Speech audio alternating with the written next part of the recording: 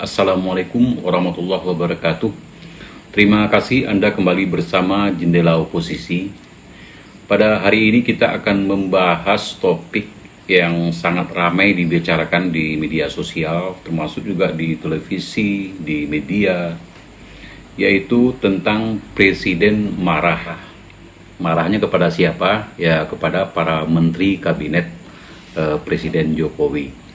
Pada tanggal 18 Juni beberapa waktu yang lalu, itu di Istana Negara pada rapat kabinet, itu Presiden terlihat marah-marah kepada para menterinya, karena semua yang ada di hadapan di forum itu adalah para menteri kabinet daripada Presiden Jokowi.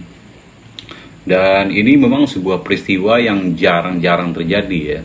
Jarang terlihat, jarang kita tonton, dan boleh jadi ini adalah sebuah peristiwa yang cukup langka. Bahkan mungkin di dunia internasional kita tak pernah melihat ada seperti Presiden Trump yang marah kepada menterinya.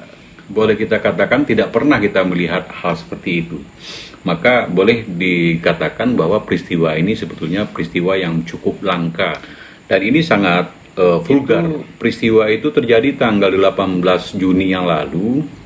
Sebetulnya 10 hari pertama itu Sekretaris Negara atau Setnek itu sudah benar dengan tidak menampilkan videonya di channel YouTube Sekretaris Negara ya.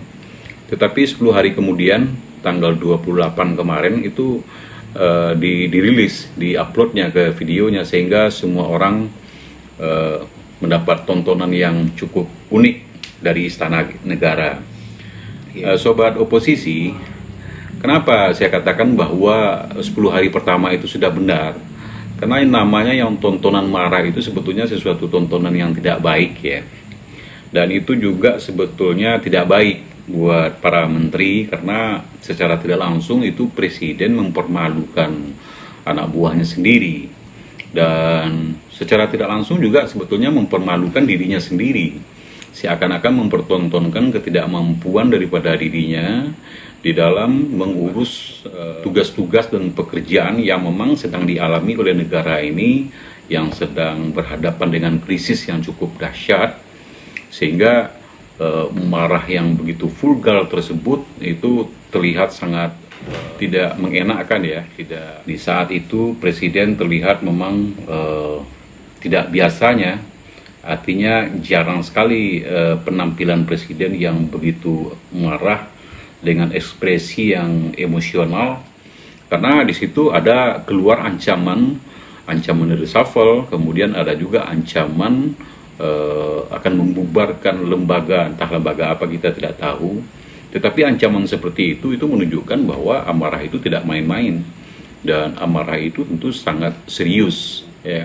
Tetapi yang pasti penampilan Presiden pada saat rapat kabinet itu memang dengan ekspresi yang marah dan ekspresi yang sangat kecewa, dan itu tentu menimbulkan berbagai spekulasi, berbagai pertanyaan di banyak pihak, terutama rakyat, para pengamat politik dan lain-lain.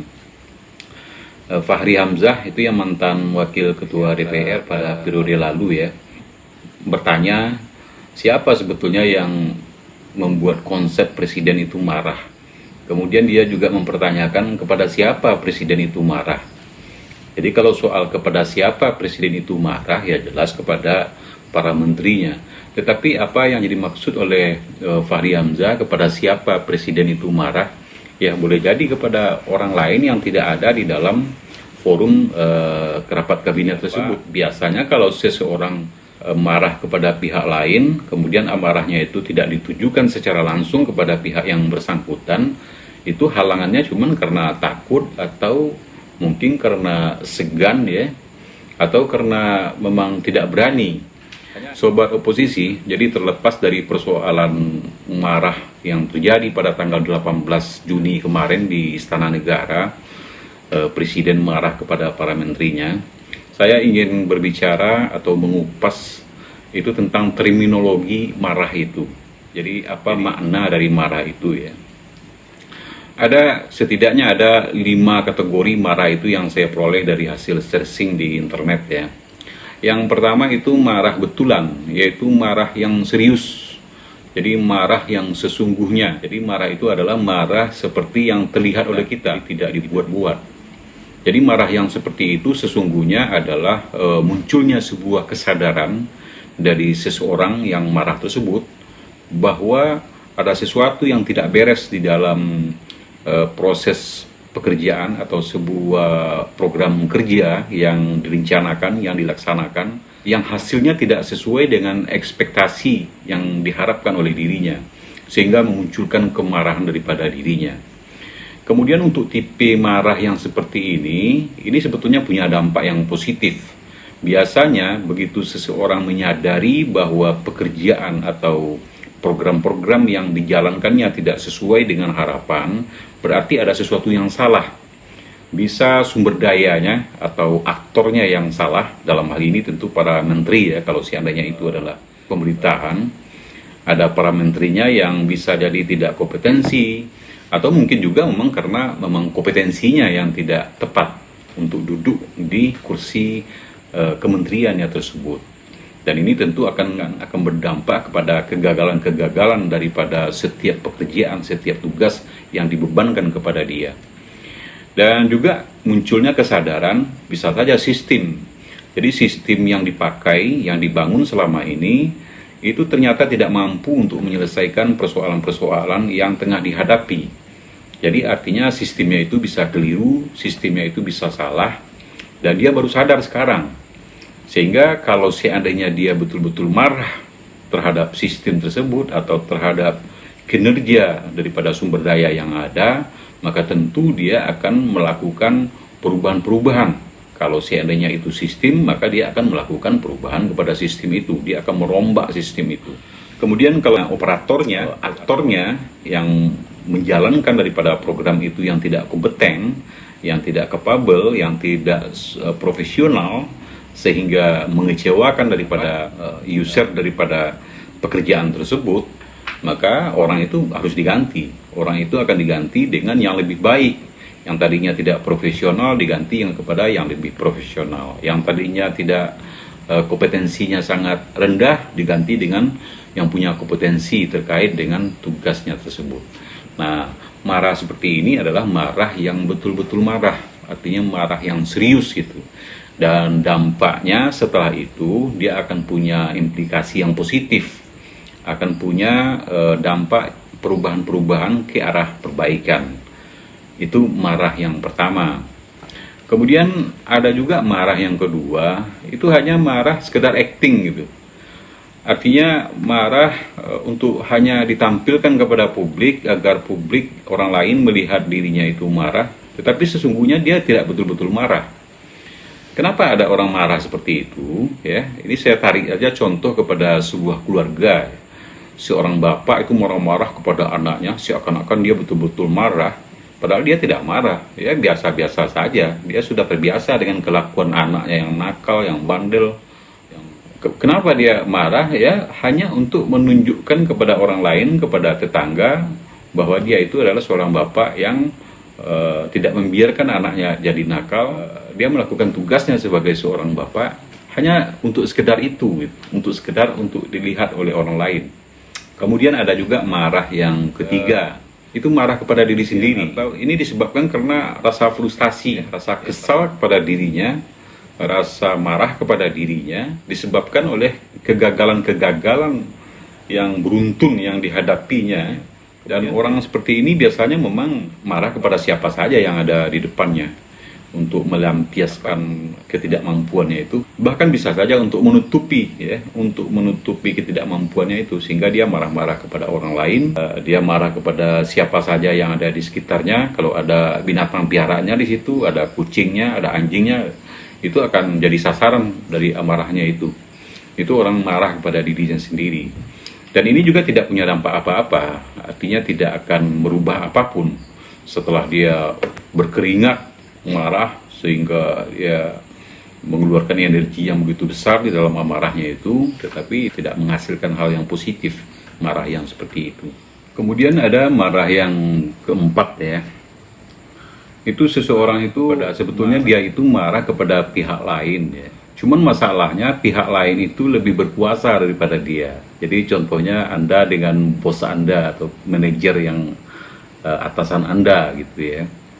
Anda mungkin diperlakukan atau mungkin diintervensi terhadap sesuatu hal yang menyebabkan Anda itu kesal dan kecewa serta marah kepada pihak bersangkutan.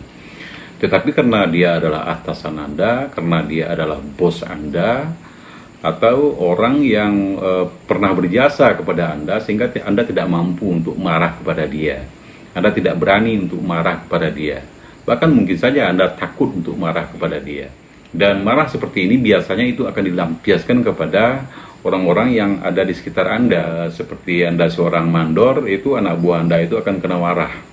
Atau bisa saja ada binatang piaraan di depan Anda itu binatang piaraan itu apakah kucing atau ada anjing di situ, bisa jadi kena sasaran. Jadi hanya itu untuk melampiaskan kekesalan saja, untuk melampiaskan emosional saja, karena tidak mungkin itu ditujukan kepada orang yang bersangkutan, maka dilampiaskan kepada pihak lain. Sobat oposisi, kembali kepada peristiwa tanggal 18 Juni di Istana Negara, di mana Presiden itu begitu marah. Apakah itu termasuk marah kepada kategori yang pertama, apakah kategori yang kedua, ketiga, atau keempat? Itu sebetulnya bisa saja itu dilihat setelah peristiwa marah itu. Jadi dampak apa yang dihasilkan setelah Presiden itu marah? Kalau seandainya Presiden itu marah terhadap kinerja daripada aktor, daripada sumber daya, yaitu para menteri yang ada, dan kalau Presiden itu merasa bahwa ini persoalannya adalah persoalan kompetensi, ini adalah persoalan profesionalitas, maka tentu menteri itu akan diganti. Memang harus dilakukan reshuffle. Dan kita memang tahu bahwa ketika pembentukan menteri pertama kali setelah Presiden dilantik pada akhir 2019 lalu, kemudian Presiden membentuk kabinetnya. Kita tahu bahwa sekalipun Presiden itu adalah pemegang hak prerogatif di dalam hal menyusun susunan kabinetnya, tetapi ini sudah menjadi rahasia umum bahwa sebetulnya tidak sepenuhnya, karena banyak orang yang berjasa di situ, banyak pahlawan-pahlawan yang memberikan kontribusi terhadap kemenangan Presiden, dan tentu saja tidak semua menteri yang ada itu sesuai dengan keinginan daripada Presiden, dan ini tentu bisa kita pahami.